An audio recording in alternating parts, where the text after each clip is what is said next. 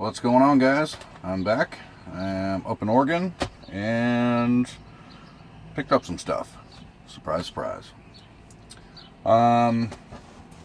Crescent City hit the pawn shop and they didn't have shit in new, so they had 3 GameCubes in, one of which had a Game Boy player attached to it and no disc. I figured it didn't have the disc in it, and they wrapped them in cellophane, so I unwrapped it, no disc in it. I basically told them it's worthless without the disc and offered them $10 for the player and got another Game Boy player. So $10 on that. Then hit the thrift shop in Crescent City, one of the really funky thrift shops where I got that PS1 last week, and didn't have shit except Real Fishing 2.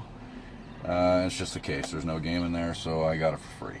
They just gave it to me, and it's actually in really good shape with the case. And I'm pretty sure the pawn shop in Crescent City has a loose copy of this just sitting there. It's been there for months and months.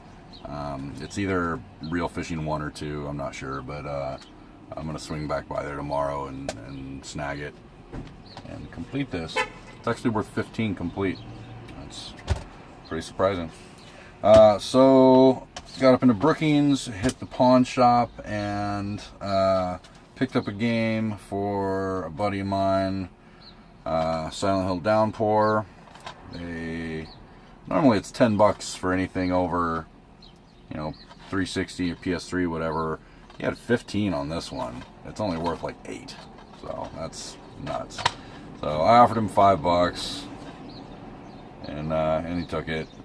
So whatever. I already have it. It's for my buddy. Let's see. So then I went over to the game shop. I've had a bunch of trade left over from that Musha deal yesterday. I had a Game Boy Color, Game Boy Pocket, and an original Game Boy Advance. None of them were in good shape. A couple missing the backs, the battery covers, and everything. Traded those 3. I actually got $30 for the Game Boy Color. That was pretty amazing.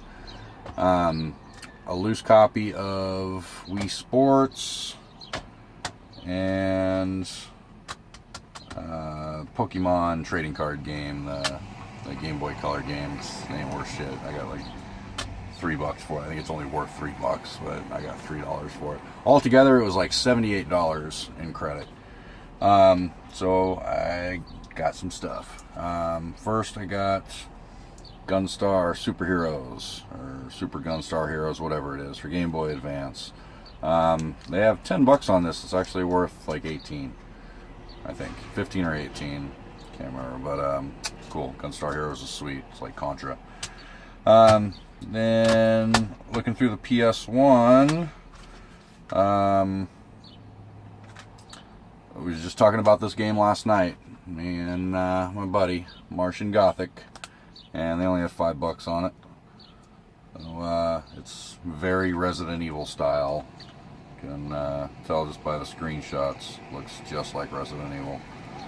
So that was cool. And then a copy of Incredible Crisis, which is a really weird game. You're like a Japanese businessman and all this crazy shit is happening in Tokyo.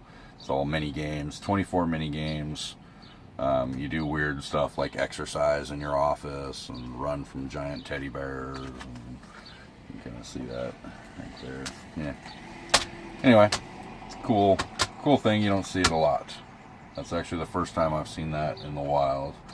My buddy Jim he bought that game way back when it came out and played the living crap out of it.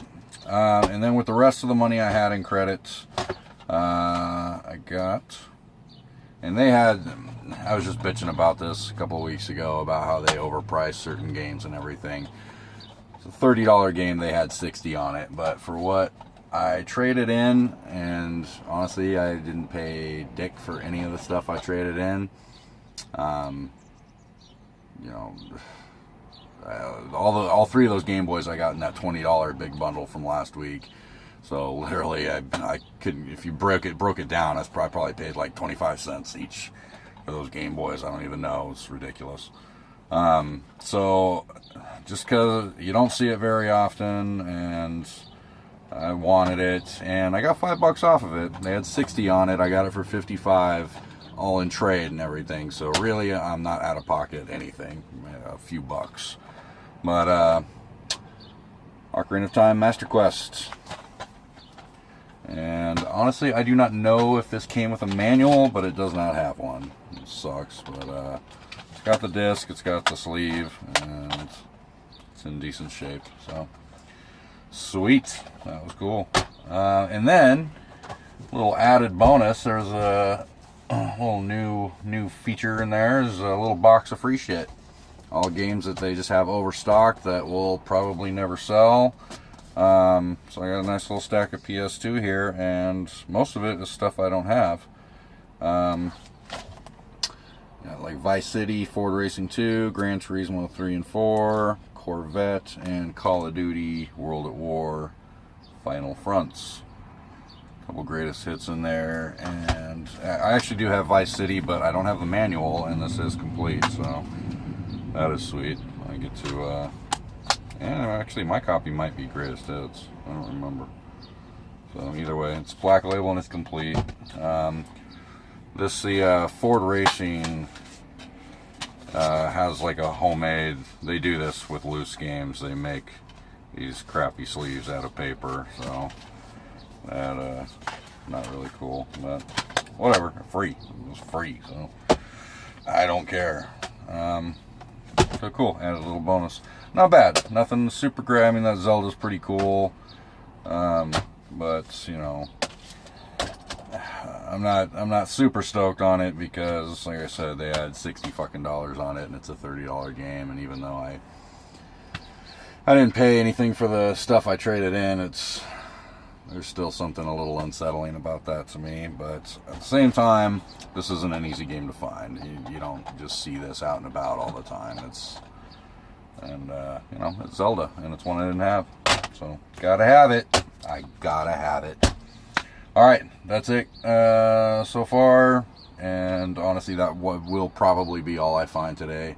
Heading up north, I think I pretty much cleared them out 2 weeks ago. But if I do find anything, I'll let you know, and we'll see you later, guys.